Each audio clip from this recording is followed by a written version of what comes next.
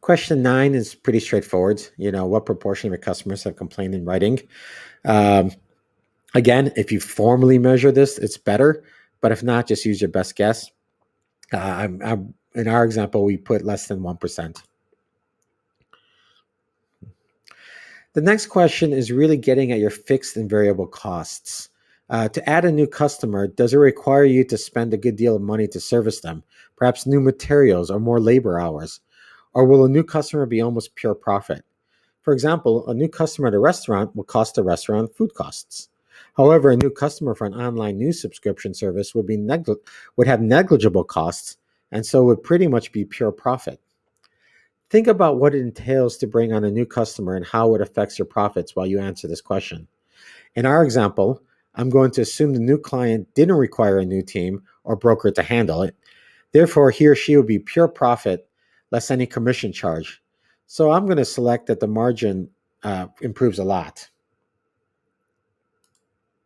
And that's pretty much your first 10 questions.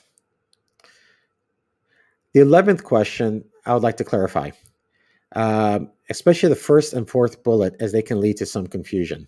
And this is the question 11: how do you typically get paid by your customers? The first bullet, 100% billed after the company receives, are for those instances where you provide a service, invoice for it, and wait for payment. For the fourth bullet, that is when the customer pays immediately for the product or service, that is when they come into your store and pick up something. So let's go back to these. For the first bullet, for example, that might be a law firm that provides a service, charges the client, and gives him or her 30 days to pay. The fourth bullet is your grocery store. You walk in, you buy your food, you get charged immediately, and then you leave. In the example of the institutional brokerage, we book the trades and charge the client at the end of each calendar month, and then they had 30 days to pay. Therefore, for that business, it's 100% billed after the customer receives. So I would select the first bullet point. Question 12 is asking what percentage of your overall revenue your largest customer represented in the last year. It's a straightforward calculation. Where you just take your largest client and see what percentage of revenue he represents. In our example, we just said 1 to 15%. 13th question is, kind of related to the question 12 is, in this sense, it's just asking what would be the potential impact of losing your largest customer. In the example for this institutional brokerage, I'm assuming we are decently diversified, so there'll be some suffering, but survival will never be at stake. So I'm going to click the second bullet, suffer a little but survive. Obviously, for your company, you'll have to gauge your largest customer and how key it is to your business, and if you were to lose him or her, what that would do, and select accordingly.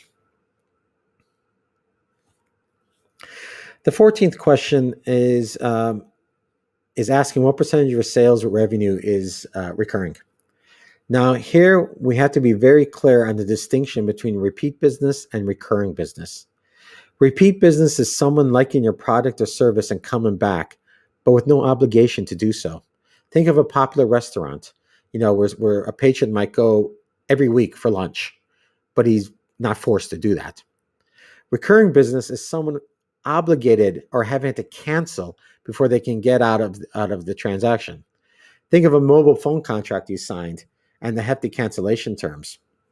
Or even think of that restaurant example, but a restaurant that's very, very popular and you have to pay to reserve your seat. And if you try to cancel too close to the reservation, you might actually pay a cancellation fee.